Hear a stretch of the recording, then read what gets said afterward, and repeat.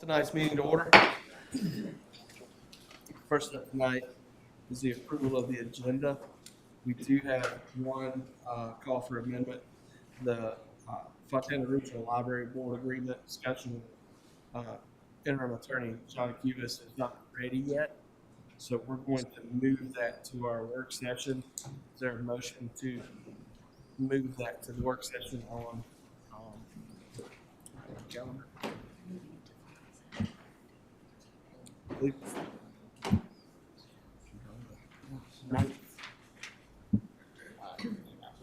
Mr. Chairman. With that, is there a motion to approve the agenda with that adjustment? Okay. And a second? Second. All in favor? Aye. None are opposed. If you'll look, we've got our regular meeting minutes from December 5th. If no need for adjustment, seek a motion for approval. So moved. Okay. And a second? Second. All those in favor? Aye. None opposed. So, moved on to the chairman's report. I just want to say all our deputies, policemen, EMS, fire, be careful coming up in the next week. Just because Christmas and New Year's and all the traffic and mayhem that happens with last minute shoppers such as myself, trying to get everywhere. Just thank you for staying on duty and thank you for your service, and please be careful. Any other commissioners have anything to report this week?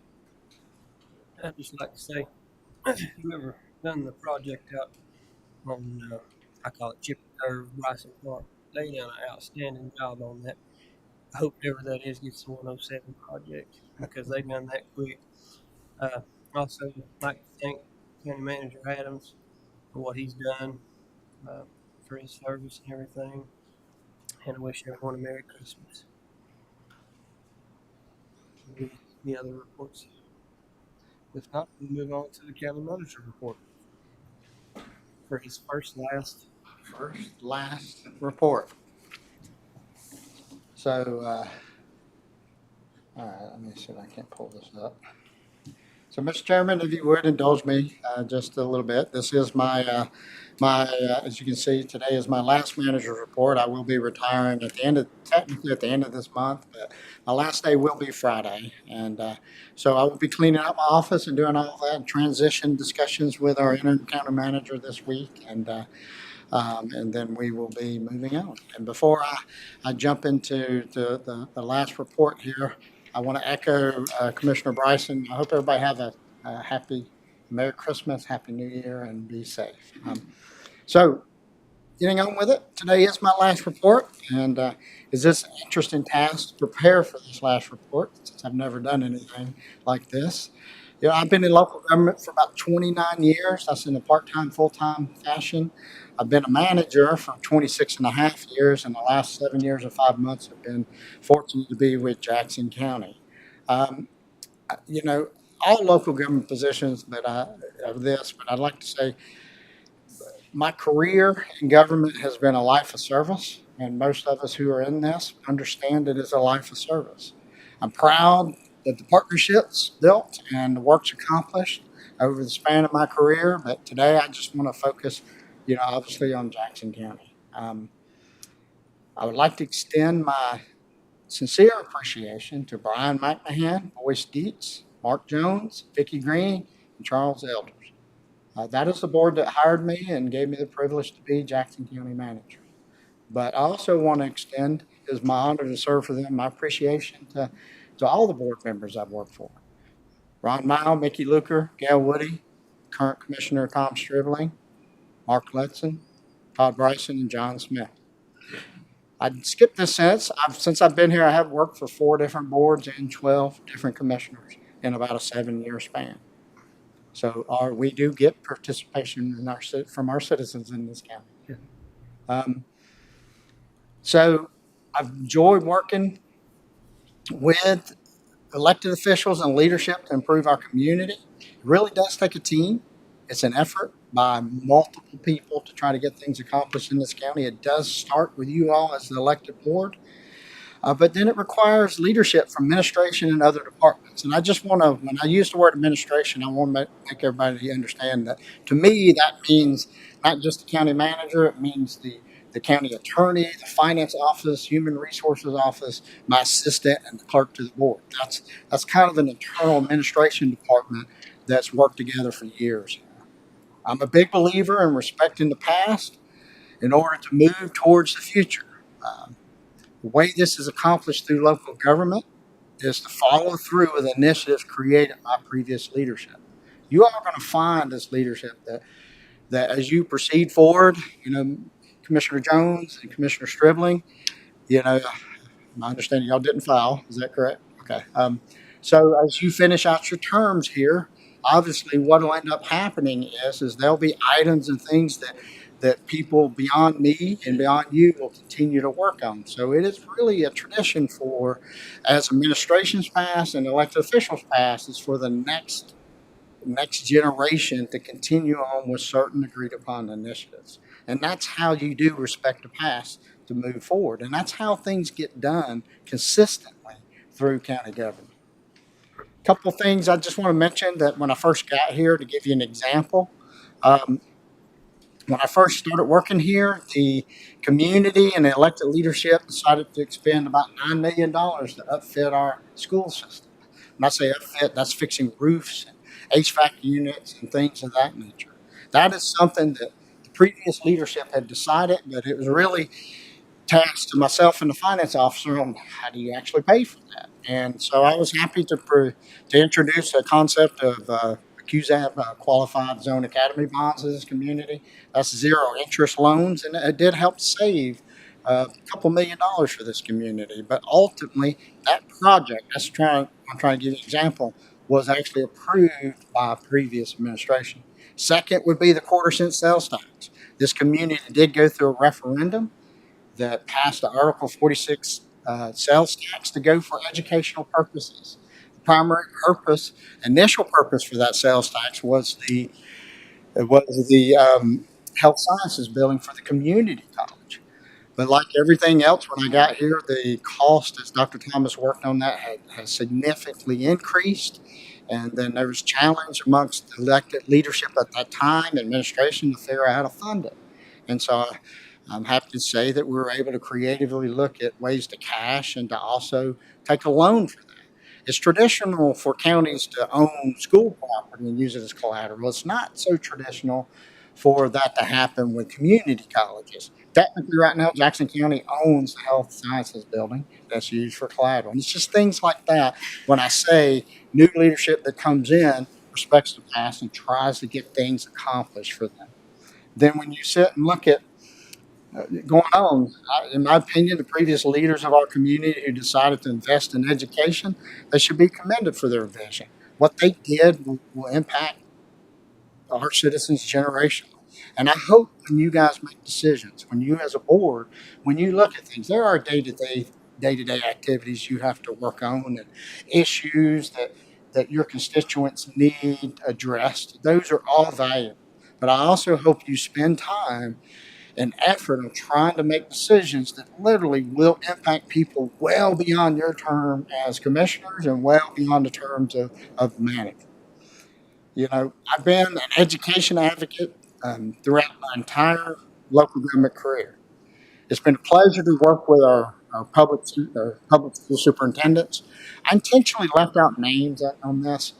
I'm going to name these people, but I just feel like if you start naming some names, then you forget people, and it doesn't mean to be disrespectful to anybody. But it was my pleasure to work with Dr. Murray, Dr. Elliott, Dr. Ayers, then also Dr. Thomas with the community college system.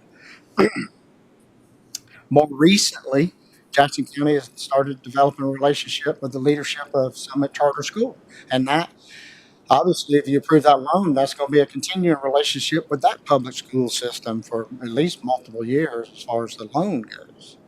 I'm proud to say that leadership teams, partnerships, and so forth have had some successes in education. For example, funding and construction of a new SEC maintenance facility, funding of upgrade to SEC outdoor shooting range. County obtained a $1.2 million grant to basically replace the 10,000 gallon a day wastewater package for Blue Ridge School. Replaced Fairview concession stand. Um, Number 7 there is I believe is extremely important for our community. The leadership at the time, and I mean school board leadership, county commissioner leadership, decided to invest over $7 million into our public school systems to help with security, basically upfits. It's really a response to the unfortunate nature of school shootings. And that was done through a collaboration of law enforcement, Board of Education, just multiple citizens within this county. And the leadership at the time decided to invest that $7 million for those safety upgrades. At the same time, the boards chose to put SRO officers, school resource officers, in all of our public schools. Also funded additional, I believe it's 6 counselors for our public school system to help with mental health issues and stress issues specifically with our high school students that are dealing with the issues of school shooting. I'm proud to say that steadily we've increased funding to public schools' operational expenses to meet their ongoing needs. Um, they are a large operation. They've been dealing with inflation like everybody else. And ultimately, if you go back and look through the years, Jackson County has been stepping up and trying to assist the public school system. And then you can see number 11, just started the Summit Charter School loan process. Everything is in place. Um, We've got the attorney established to go ahead and get the title insurance for the property for collateral. We've got the attorney hired that's putting together all the loan documents and so forth. Ms. Fox is ready to move forward next month. And you should see next month all those documents come before you for approval, and there should be a loan closing next month, and that should proceed forward. Our leaders are also heavily invested in maintaining safety in our community within the last 7 years. Examples include finance the construction of a new Colowee Fire Department out there in the Colowee Fire District. Finance the construction of a new Glenville Cashers Rescue Squad. Transition Colowee Fire Department to full-time operation. Transition the Silva Fire Department to full-time operation. The leaders added 1 additional employee to the remaining volunteer fire departments. They now have 2 full-time employees along with their volunteer base. But then also decided to expand that out to rescue squads and added a position to the rescue squads. And so our 2 rescue squads have a full-time position. Expanded full-time EMS services out to the Quala area. Significantly increased salaries of our EMS systems for both northern and southern parts of our county to try to make sure, and Tom, I know you were directly part of that, to make sure that we are able to recruit those EMS personnel. Developed matching policies for volunteer fire departments that assist them on purchasing personal protective equipment. Those of you who don't know, the volunteer fire departments are constantly fundraising to help raise monies to not only buy fire trucks, but to buy turnout gear and breathing apparatus and things of that nature. Jackson County stepped up and decided to help them by providing the matching funds to an annual state grant that they're able to apply for every year. So I am glad to say that I believe all of our volunteer fire, and this is only available to volunteer fire departments, these grants, they now don't have to fundraise, generally speaking, for personal protective equipment. And that's just a great thing for those volunteers. It's been my pleasure to work with the 2 sheriffs in my tenure, Sheriff Hall and Farmer. I have worked with quite a few sheriffs in my career, and I can tell you these 2 sheriffs truly care about our community and has kept our community safe for years. And that last sentence, I believe the county has been a significant supportive partner with these sheriffs. And I believe you'll continue to do so with our current sheriff, Sheriff Farmer. There are many other examples of where our elected officials and full-time leadership have improved our community within the last 7 years. Examples include working together to complete the 20,000 square foot Skyland Services Center renovation project. People kind of forget about that one, but that's what's allowed our soil and water and corporate extension to move out of our Jackson County Community Service Building and better serve their clients. This is also where your new tag office is going to be placed when your tax administrator and public works finishes there. That's also just a reminder too. It assisted Board of Elections, and it's helped them provide better one-stop voting locations and things of that nature. We completed the 30,000 square foot Jackson County Community Service Center renovation project. A new health department in this community, when I came here, had been debated and discussed since 2004. I jokingly told McMillan President Smith, who's the architect for that project, we paid them 3 times to design that building, because I went back and looked at all the previous designs, and finally we were able in position to rebuild that. But this goes beyond just the health department. It did require significant coordination between the health department, code enforcement, and planning department, because what they were able to do was also accomplish another goal that this community has been working on, and that is a consolidated permitting system, development permitting system. And ultimately, it's that leadership within that group. They're the ones who worked it out and basically figured out how to operate that system, even though you have 3 separate leadership entities there.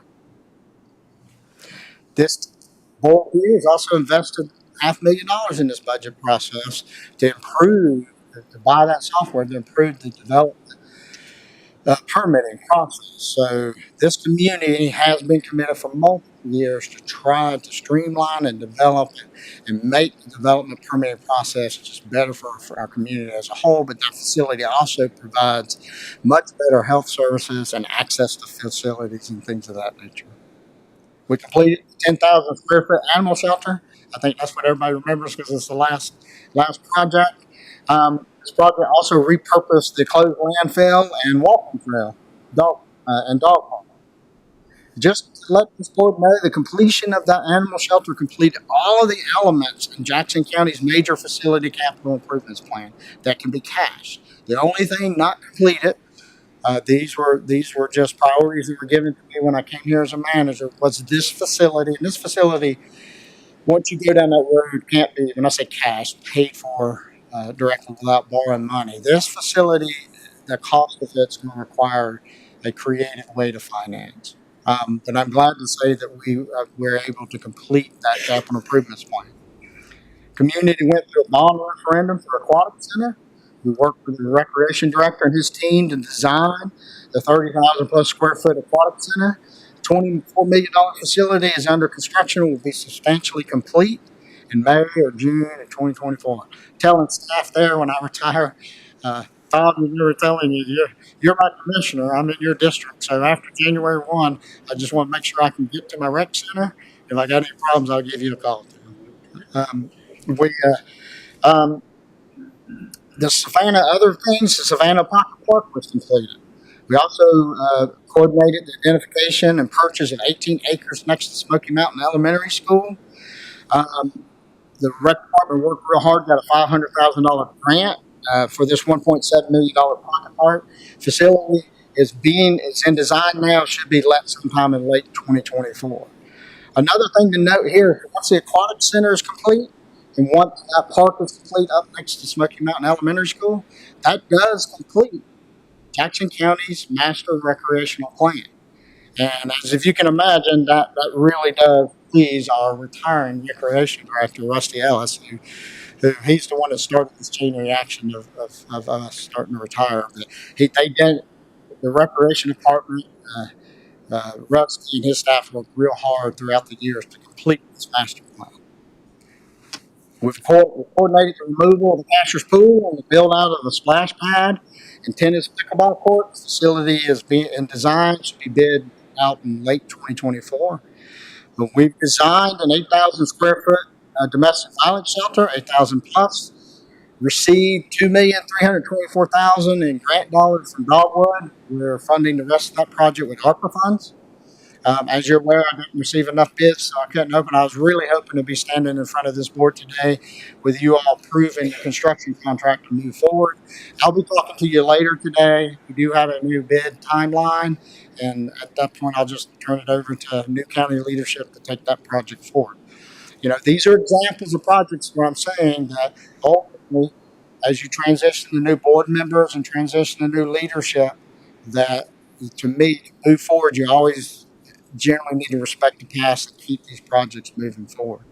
We made great progress in multiple other areas. It's difficult to name these things. Park upgrades, Canada, Webster, just multiple Andrews Campground. We've been investing in that year after year. Just multiple park investments. Implementing a couple employee pay initiatives.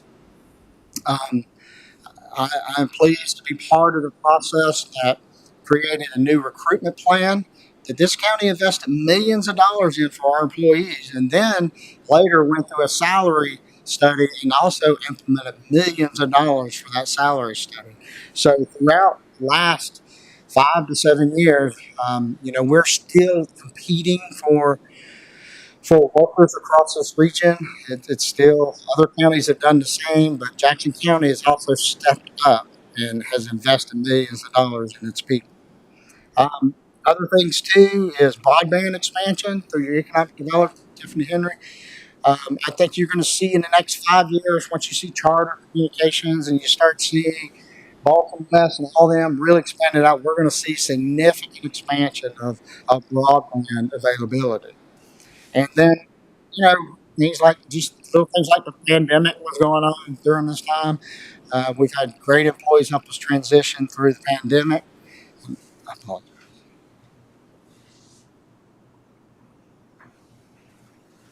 It's not crying. My nose is running. and then, and so, we conduct multiple Citizens Academy programs. And just to name a few items, I do want to say that we are extremely fortunate to have dedicated, skilled workforce. I can't tell you when I go to my professional associations how much I brag, not only our workforce, but just multiple operations in Jackson County. We're very fortunate. I want to extend my appreciation out to all the county employees for their dedication. A local government is a work, is a life of service that deserves recognition. And I hope people just always keep that in mind. And as I close on this final report to the board, I'd like to provide some last comments that relate to future challenges. When we were conducting the Citizens Academy, I was always speak at the beginning just for introduction sakes. And one of the things that I always tell people who participate in the Citizens Academy is that local government in general, in my opinion, and I don't just say these words, I believe these words. In my opinion, is the most responsive and impactful government in our country. People who participate in local government in all forms, elected officials, people who are employed by the county, people who participate in boards, the vast majority of these people are people that we live with. These are people that we shop at the same place, we eat dinner at the same place, some of us go to church together, some of us, our kids grow up together. These are not strangers. These are not people that you see, elected officials are not people that you see on TV in Raleigh and Washington, D.C. As many of you are aware, once you get elected, you are accessible.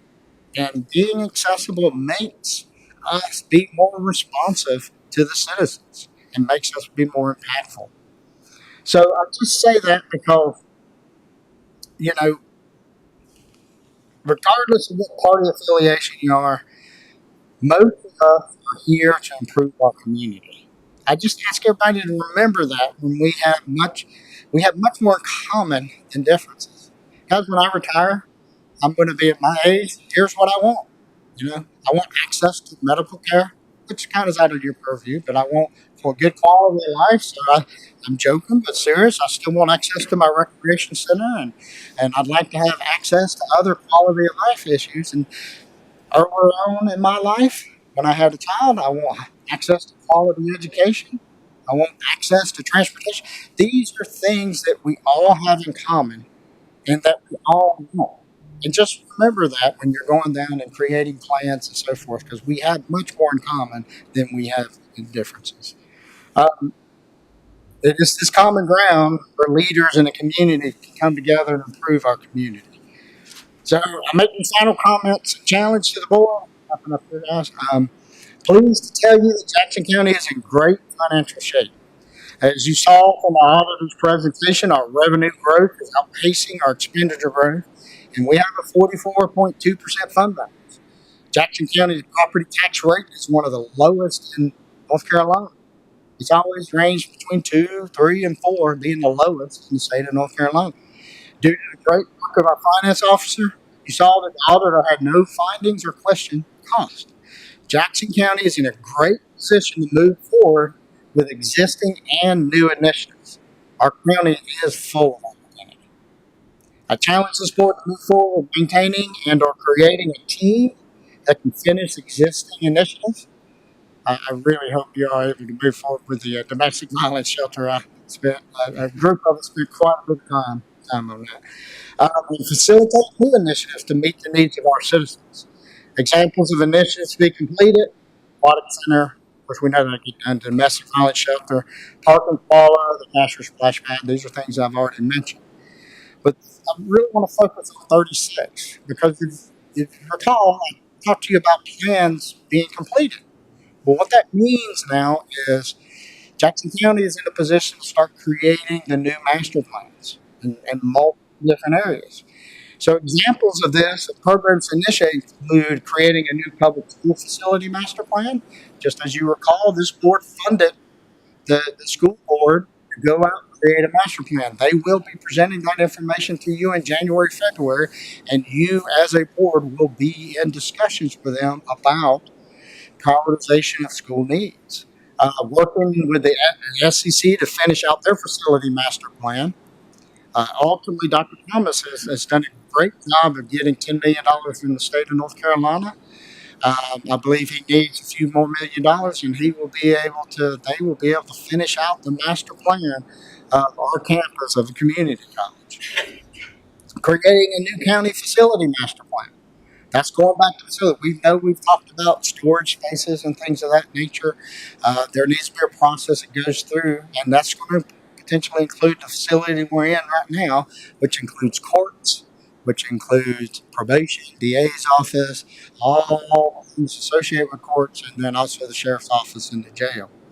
Creating a new recreation master plan, updating the land development plan. Jumping back to the recreation master plan, our community does like our recreation resources. That is one thing I like too. That's what I was telling you that I hope to keep. And so a lot of effort obviously needs to go forward with creating that recreation master plan. Currently, your planning director is updating the land development plan, which does translate to a lot of initiatives in our community. Creating an opioid use disorder response master plan. You're in a position now. I wish we could move a little bit faster, but you have grant dollars to hire positions to move forward with creating that plan.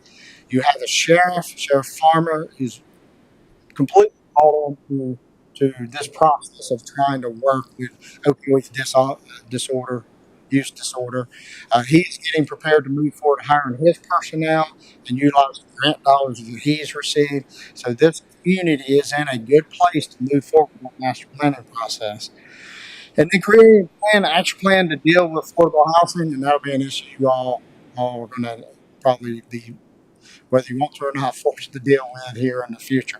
This is not all inclusive. I just throw out some things, and I throw these examples to you because when you bring in new leadership, obviously they would work on to try to move forward with some of these things that we're dealing with: domestic violence shelter, aquatic center. But if they also come in and start these planning processes, it's going to put you as elected leaders of this community in a position to start prioritizing and having input on all of these major issues that I promise you will more than likely extend beyond your career as a commissioner. Some of you may have a long-term career, some of you may not. But generally speaking, when you go and participate in these plans, they don't get implemented overnight. They get implemented over multiple years, and I mean 5 to 10 years. And you're in a great position now as an elected board to go through and establish these goals and priorities that will generationally impact our community. Based on the history of this county, I'm confident that this board and future leadership will make the right choices for our community. You're in a great position to impact our community. Once again, I want to thank everybody. I want to tell everyone that it's been my honor and privilege to serve citizens in Jackson County. Respectfully submit it. Respectfully and humbly submit it. For the last time, your manager. Thank you. You said it best. When we're in a great position to succeed, and a lot of that is thanks to you. Thank you. So, yeah, I will. I'll be calling you when I.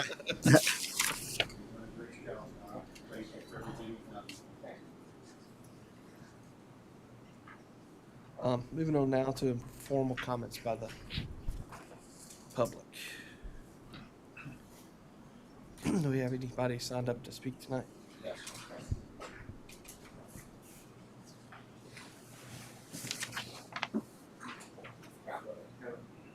You's already on retirement time.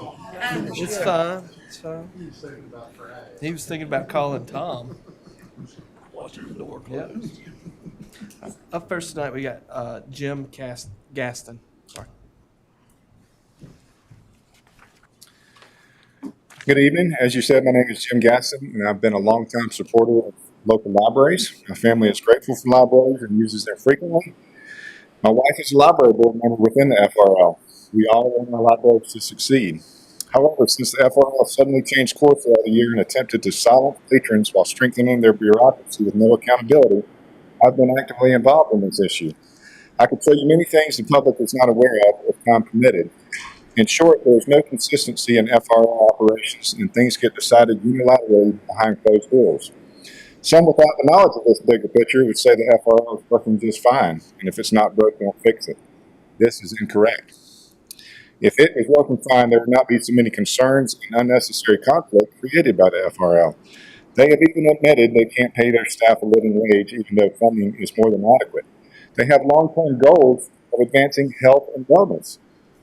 How is that remotely the job of a library? All 3 counties already have tax-funded health departments. There are certainly ways to improve entities that serve the public, and these contract changes that y'all will discuss at your working session will go a long way to improving this. A library's sole purpose is to be an efficient, unbiased caretaker of resources without burden to the taxpayer. In regard to the needed amendments in the FRL contract, I would like to offer a few thoughts that this contract will have plenty of middle ground. Everyone should already be aware that democratically elected commissioners are responsible for contracts with third parties, whether it's independent fire departments, trash collection companies, or regional libraries. The FRL contract involves 3 counties, so I encourage this board to follow the example of the Macon County Commissioners, who unanimously approved the contract amendments. The Macon Library Board itself also voted to approve these contract changes, and we should all find unity that these amendments include a clause for the FRL to be socially and politically neutral as a tax-funded entity, which is what many reasonable libraries across the country are doing to mitigate the problems that have been nationwide. No one got everything they wanted in this contract, so most people would agree it's a good compromise to put this issue to rest. If the contract gets dragged on, there's more chance for conflict and misinformation. The FRL works for the counties and needs to accept these amendments without pushback. If the FRL does not accept these changes, it proves they have chosen conflict and control over unity. This contract as is gives good solutions for the moment, allowing more flexibility for Jackson County in the future. If the FRL is not holding all the cards and controlling the county's interests, perhaps 3 independent counties could each develop their own contract with the FRL, because one size fits all does not allow diversity, so each county could potentially revisit 3 separate contracts in the future, since this one might not be perfect. Please approve the contract changes for the FRL so that all 3 counties are unified in this agreement. Thank you. Thank you. Next, we have Bodie Catlin. We'll let him speak for 2 minutes. I think he's got an Ole Miss shirt on. Good evening. My name's Cody Catlin. I'm a full-time resident in Highlands, North Carolina. And I'd like to thank Jim Gaston and his wife, Leah, for getting Diane and I involved in this worthwhile effort. We attended the March 14th meeting of the Fontana Library Board at Hudson Library, but we were not allowed to speak. The board followed the directives published in video by the American Library Association. These directives encourage library board members to deflect or hush up those citizens and government officials who question the work agenda. The former and current director of the FRL, as well as other administrative staff, are members of the corrupt ALA. The Fontana directors who write policy say they follow the guidance of the ALA. Now, these are the states that have cut ties with the ALA recently: Alabama, Missouri, Texas, Wyoming, Florida, Oklahoma, and Montana. Lafayette, Indiana, Public Library Board cut ties also, and they came out and said the librarians will not be reimbursed for attending ALA conferences or services provided by the ALA. They said they will no longer use tax dollars to promote the ALA. And these are just a few things. Senators Marco Rubio, Kramer, and Braun in August of this year called for federal funds to the ALA to be halted. They said the government should investigate the ALA for allegedly advising librarians to discriminate against a Christian book publisher. Wyoming State Representative Bayer is pushing his state, they've already left, because the association of the ALA is full of Marxists who promote books that create a sexualized child at an earlier age and are turning libraries into activist training grounds. Wyoming State Representative Altman said in July 12th, 2023 webinar that ALA's recommending reading lists were provided to open children up to pornography and to groom them for sex trafficking. Emily Drabinsky started her term as president of the ALA in July of this year. She is an unapologetic Marxist, and the ALA conspires to expose our children to sexually explicit material and have conspired to prevent Christian book readings at some libraries across the country. ALA has received a petition signed by a multitude of Christians protesting the Drag Queen Story Hour. ALA responded by saying, "We promote it. There's nothing wrong with it." I can guarantee you one thing: the Fontana Regional Library Board will try to do this. Now, our group has a very uneasy feeling about the Fontana Regional Library Board. Number one, they break the rules whenever they want to, and this is documented. Number two, they don't care how the parents or community are outraged with the library displays. Can I just close it? Okay. In closing, the Macon County Board of Commissioners voted unanimously to approve the revised contract with Fontana. Why? Because Jackson, Macon, and Swain had no power or authority. Fontana has all the power. I know the commissioners here, I know all of y'all, and I am counting on y'all to approve it unanimously so we can move it to Swain County. And in closing, thank you, Mark. In closing, I have one quote: "The only thing necessary for evil to triumph is when good men do nothing." Thank you very much. Thank you. Next up, we have Diane Catlin.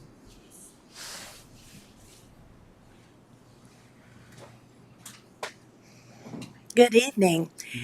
My name is Diane Catlin, and I am married to him.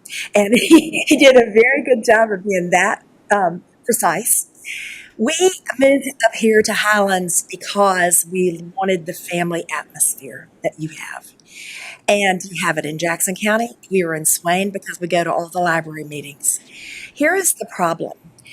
We have not been treated with the respect that most of you treat respectfully to people. You do return calls. You do act in a lovely way. It's exactly what you were talking about. It's what government should be, but it should be all businesses. I made a living teaching business etiquette. Business etiquette is not about what fork you use. But Mark, you might be interested in that with your restaurant business. It is about respecting others and valuing them actually more than yourself. We have been treated with nothing but disrespect from the FRL. I am a taxpayer, and they're actually paid on time. And I think if you do not change this contract, we have been able to do nothing over 2 or 3 years. We just got into the fray in March. But the first thing that happened is what Odie said. Our ability to speak, like you are listening to me and I listen to you, was taken away. They they engaged a pro bono constitutional lawyer whose first act was to cancel our speech. Now, a constitutional lawyer who doesn't want us to speak, you've got to really, this is the norm for FRL. So we are only asking you to please consider this contract, which our commissioners in Macon County have been so helpful. And we are too, I'm sure. But this is a group of people who have practiced what they're doing so often, not listening to others, because we have a problem with sexually explicit books in the children's department. We've never asked to ban one book. We simply said, can we please move this to the adult section so as parents and grandparents, we can decide what our children read. Logical, right? But that's not the way it is today. So when you study the rest of the contract, please remember us because we won't be back.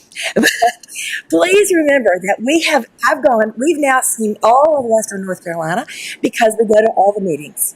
And I admire people who serve on boards because I've done it my whole life. But if you can't treat people who vote with respect, there is a problem. Thank you. Next, we have Robert Thomas. Good evening. Like I said, I'm Robert Thomas here in Silva, and I'm going to change the subject just a little bit off the library, which I totally agree with all the speakers on that subject. And I should have brought some glasses, but I think I'll be able to read what I've wrote down here right quick. What I'm interested in is questioning the status of 3 big major commercial buildings that the county that I know of owns. The place in Whittier, the big lumber yard that used to be there, that's one place. The Buster Brown plant, and y'all correct me if I'm wrong, Clearwood is the last one that was in Whittier, the first one we was talking about. And then I call it the old Silco plant, but it might have been Tuckasegee Mills over there, and y'all know what I'm talking about. Those are 3 major buildings. And I know of 1 or 2 of them are leased out, maybe all 3 of them are leased out. I'm interested in the leases themselves, how much money that's generating to the county. And then on top of that is what plans y'all might have for those buildings in the future. And if the county even needs to hold on to them or sell them off and bring in some, businesses to buy those and make new jobs out of them instead of, whatever leases we got, whatever income's coming out of them. That's, I've got down here if they're not going to use them, then they should either sell or promote new industrial businesses to purchase them and create new jobs.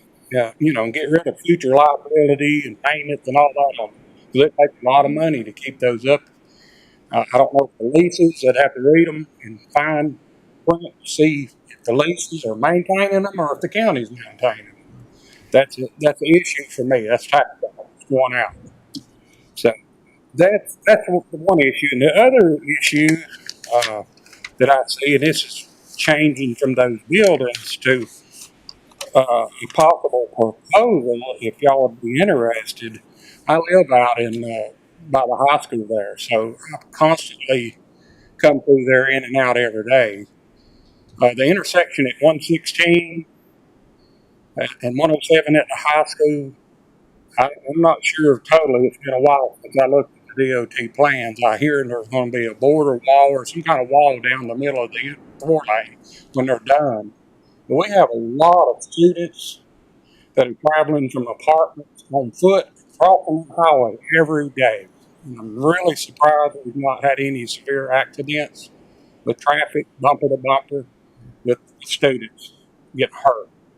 But what I'm proposing, if y'all would be interested in talking to the DOT, is putting in a pedestrian bridge across it, like we got up at Western, a pedestrian bridge. It'd been nice to already have that incorporated with the DOT. I spoke with them way back when they had their planning, and it's like, we're not interested. So I'm here to ask y'all, if you're interested, if we could look into that, possibly have that incorporated in before we get a catastrophe. And the wall that's going to go in, I foresee that the children will probably just cross the wall. No telling what's going to happen here. But You can cross country team and they're running yeah, through the intersection and yeah. There's a lot of traveling with our students right through there. You got the apartments on the hill. There's a lot of them lives in there. They walk to school back and forth. You got people parking at Reynolds, walk across. So there's a lot of pedestrian traffic right there. So that's what I wanted to bring to you, and we'll go from there with it. Thank you. thank you, Mr. Thomas. Keith Blaine. Hi, Commissioners.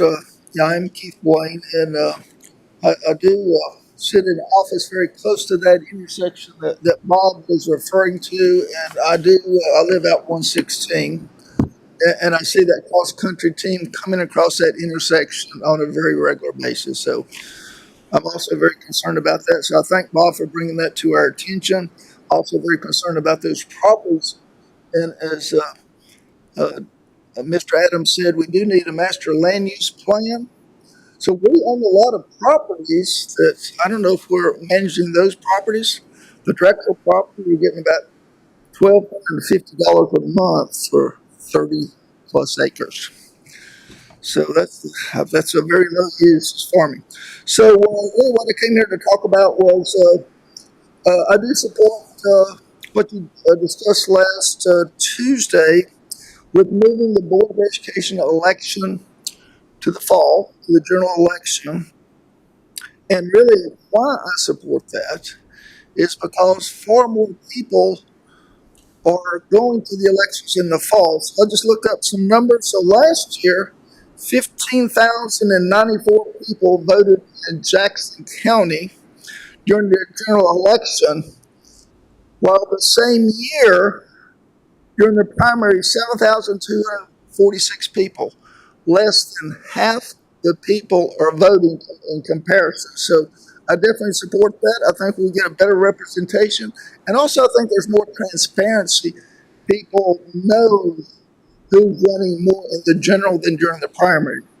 So moving on, so if you would support that, I would appreciate if you'd vote for that resolution. I also have read the FLR agreement multiple times, and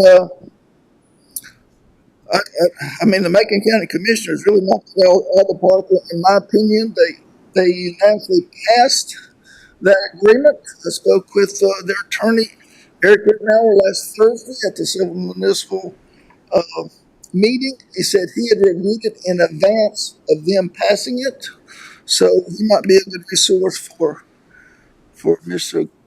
Cubis.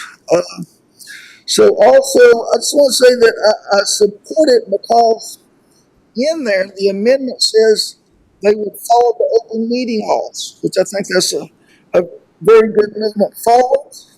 Also, the FLRB meetings would be recorded. This allows transparency due to the board meetings are at 4 p.m. So there's a lot of folks that are working at 4 p.m. and can't get off in time to Bryson City or to Macon, or people from other counties having to drive here. So definitely support that. Also, I feel like that when we have, I support any department or agency that's taxpayer funded, that it should be politically and socially neutral. That's also an amendment that's in there. Very positive also supports all the commissioners appointing directly to the board versus an indirect appointment. So if you would, please support the Macon County amendments to the FLR agreement. Thank you.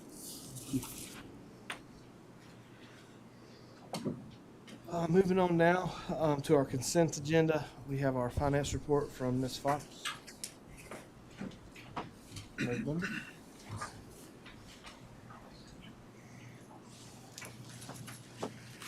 Good afternoon.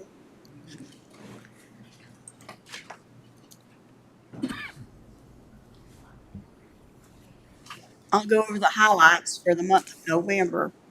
The general fund revenues collected to date is $40,039,668. That's 45.17% of budget. The expenditures are at $32,778,468. That's 38.55% of budget.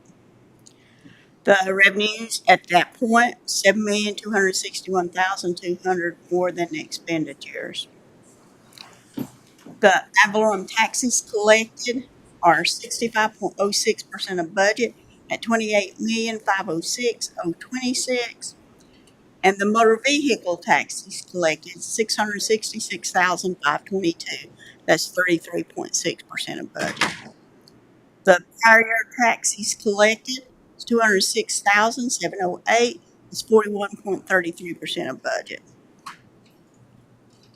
The sales and use tax distribution we received for November of 23, which represented August sales, was $2,052,736. That was 7.53% more than we received in November last year. The Article 46 distribution amount was $234,909, and the average increase for the fiscal year is at 4.21% above last fiscal year. The landfill disposal fees collected, $1,881,232, 61.55% of budget, and the prior year landfill disposal fees, $31,276. That's 33.8% of budget. The growth revenues we continue to track. The planning is a little under budget for this time of the year. Code enforcement is above 2.05%, and the register of deeds is above 11.53%. The environmental health is down by 3.16%. The register of deeds is usually the first one that increases. And the general fund contingency at the end of November was $901,650.57. I'd be glad to answer any questions on the report. Questions from the board? If not, I'll seek a motion for approval of the, finance report. Motion to approve finance report. Is there a second? All those in favor say aye. Aye. None opposed. Thank you. Ms. Fox. Next, we have our tax collector and refund reports from Ms. Henson. Good evening. Good evening. For the month of November, the current taxes collected were $8,500,839. Delinquent taxes collected were $45,743. The total amount collected for the month was $8,933,422.68. Refunds of $21,627.89. And releases of $360.10. Any questions? Questions from the board? If not, I'll seek a motion for approval. So moved, Mr. Chair. Second. All those in favor? Aye. None opposed? Thank you. Merry Christmas. Merry Christmas. Moving on now to our Silva License Plate Agency and Ms. Ash. By the way, Mr. Chairman, I'll throw a plug in for Brandy there because Brandy is a big part of the reason that our revenues are outpacing our expenditures because of that collection rate. that was presented to you. So kudos to Brenda and her office. All right. This is just a continued discussion we've been having now for a couple months. But I did want to take you down to the estimates based on the two positions that you discussed last time.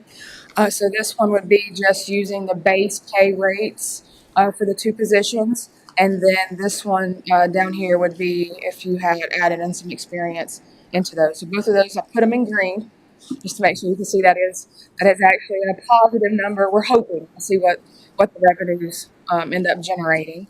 And unless there's some questions you got for me or continued conversations, I would like to ask for your approval of the contract and the new positions and the potential costs that will come with constructing the Skyline Services Center. I think these numbers look a lot more appealing. Yeah. I hate to say it like that, but they do. I think that hopefully we can find the two full-time positions with experience, and have that profit. Obviously, we may have some issues. You start up, but I feel like these are great, and I'll seek a motion for approval. Ms. Ash to proceed. So moved. And a second? Second. Madam Clerk? Commissioner Smith, Yes. Commissioner Bryson, Yes. Commissioner Jones, Yes. Commissioner Stribling, Yes. Chairman Letson. Yes. All right. Thank you. Have a good Christmas and New Year. Thank you, Dad. And thank you to Dawn. And I'll send you my annual love letter that you're going to get in July every year. It'll be followed up by complaints. Is he available for the senior tax yet? See, so no complaints. All right. Moving on now to Center for Domestic Peace Memorandum of Understanding. Mr. Adams. Yes, sir. This is an item that was brought to you at the work session. Ultimately, this is a memorandum of agreement for operation of domestic violence shelter and intent to enter into a lease for premises. This is really for the Center for Domestic Peace in the county to go after grants. As you can see, it just basically illustrates the intention that once the domestic violence shelter is built, that the county will lease the facility to the Center for Domestic Peace for up to 10 years. Just a reminder, you can't do it beyond 10 years. That's considered a sale. Any caveats, any restrictions, anything that you feel needed in that lease to them can be negotiated out when the lease is actually approved. Is there a motion to approve the memorandum for the Center for Domestic Peace? Motion to approve the memorandum of understanding. And a second? Second. Madam Clerk? Commissioner Stribling, Yes. Commissioner Jones, Yes. Commissioner Bryson, Yes. Commissioner Smith, Yes. Chairman Letson. Yes. And And then moving on to our new bidding schedule for the Center for Domestic Violence Shelter. so I apologize, Mr. Chair. Angie, do you have these ready for signature? Just out of curiosity. The MOA. Okay. Mr. Chairman, if you'll sign that, I'll go ahead and get it to, if you remember, we do have an existing Cannon grant for $250,000, and I'll make sure that this memorandum gets sent to them, and it'll start the schedule. I'll provide the information also to Ms. Fox, and it'll just put it on their radar to put it on their next round for their board of trustees, and hopefully the county will be approved with the $250,000 grant. The domestic violence shelter new bidding schedule, closing packets is, or on the screen here is an email from Eve, our architect. And so what they did, just so you know, this schedule is based upon having conversations with the contractors that they know that were interested. You know, remember I told you we had a couple of contractors that couldn't get the sub bids in, but they talked to the other contractors, some other contractors. Initially, we had 6 interested. Then it got down to 4 on bid day, and obviously we only had 1 show up. Well, they talked to them, and these contractors have some other bids that are due. You know, that's due right before the February 15th, a few weeks before that. So this schedule is really based upon what the architect thinks that we're going to get the most participation, okay, based on feedback from the contractors who they think will be interested in bidding. So as you can see, advertised on January 15th, bids due on February 15th. Ultimately, 45 days for contract negotiation. Hopefully the bid will come in with budget and there's really no contract negotiations because all the construction contracts have already been reviewed and approved by legal. And so that 45 days, that allows for that to come back to the board, and it looks like y'all should be able to award. If I look at February, look at the calendar, if y'all can see that. If I look at that, you can see that'll be on the 15th, and then they should be able to present information to you on the 20th. And if you're not ready at the 20th, if it comes within budget, then y'all be able to move forward. If it's not within budget, hopefully that's not the case, then that gives you several weeks to try to work out the difference in finances. There a motion to proceed with the new bidding schedule? So moved, Mr. Chairman. Have a second? Madam Clerk? Commissioner Smith? Yes. Commissioner Bryson? Yes. Commissioner Jones? Yes. Commissioner Stribling? Chairman Letson? Yes. Next up is the resolution R23-10, setting regular meeting schedule. Mr. Adams? It's self-explanatory. This is basically a resolution approving your upcoming meeting schedule in the year 2024. Is there a motion to approve? So moved. And a second? Second. Madam Clerk? Commissioner Stribling? Yes. Commissioner Jones? Yes. Commissioner Bryson? Yes. Commissioner Smith? Yes. Chairman Letson? Yes. Next is resolution R23-11 that is changing the election schedule for the Jackson County Board of Education. Yes, sir. And I give kudos to Ms. Winchester. We were unable to get examples from other counties.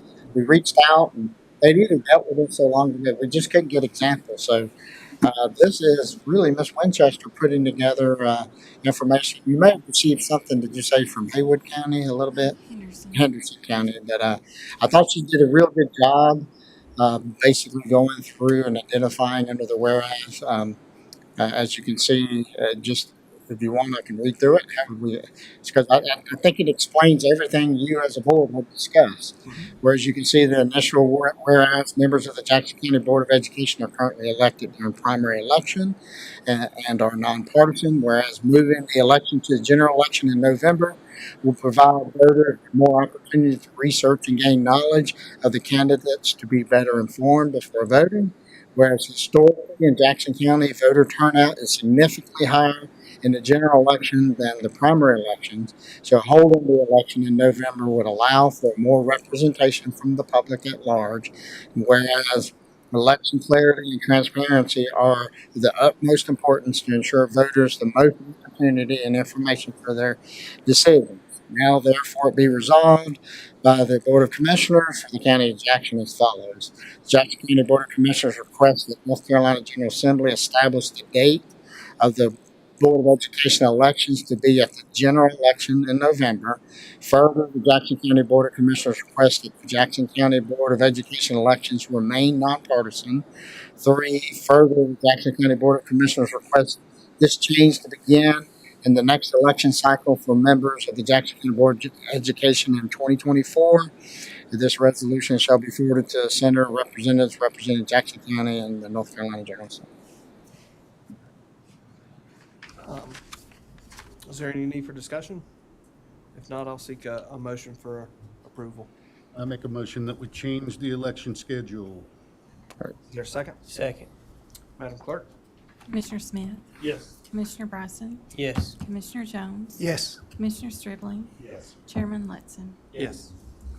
And Mr. Chairman, if you would sign this afterwards too, I did talk to Representative Clampett today, and I'll just make sure before I leave we get all this sent to our representatives. Perfect. Moving on to appointments. First up, we have Cullowhee Planning Council. There are several members who are due to expire. Chris Stuckey is willing to serve a second term. Is there, Mr. Chairman, I'll make a motion to reappoint Mr. Stuckey for another term. okay. Is there a second? Second. All those in favor, aye? Aye. None opposed. We do have 2 open positions because Miss Burton and Miss Hughley are unable to serve the second terms. We are working with planning to get those spots filled. Moving on to the county planning board. We have a few people that are rolling, I guess, due to expire. Dr. Humbert, Joyce Cooper, Brian Barwatt, and Kim Brown, and all of these appointments are willing to serve another term.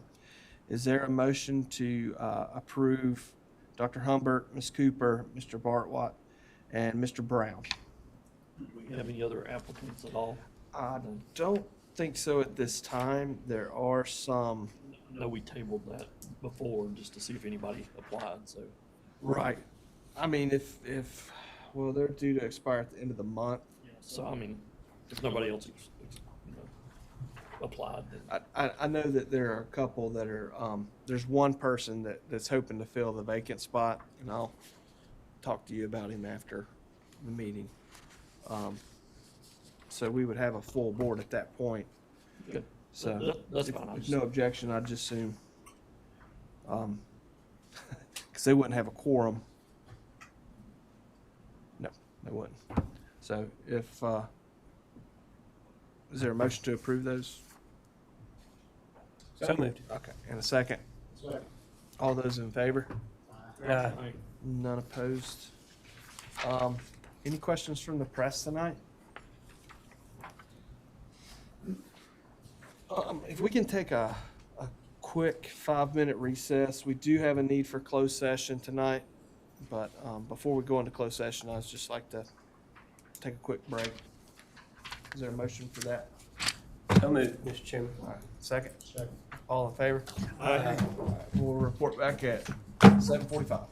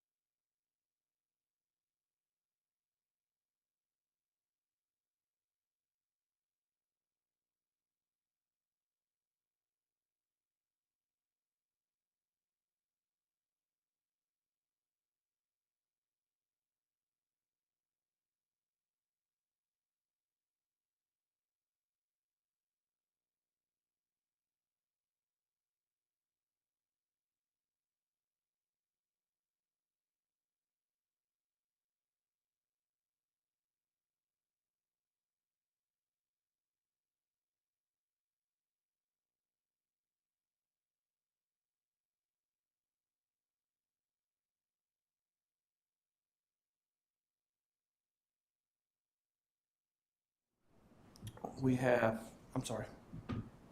Coming out of closed session, we do have personnel item to address, and that's the County Parks and Rec Director.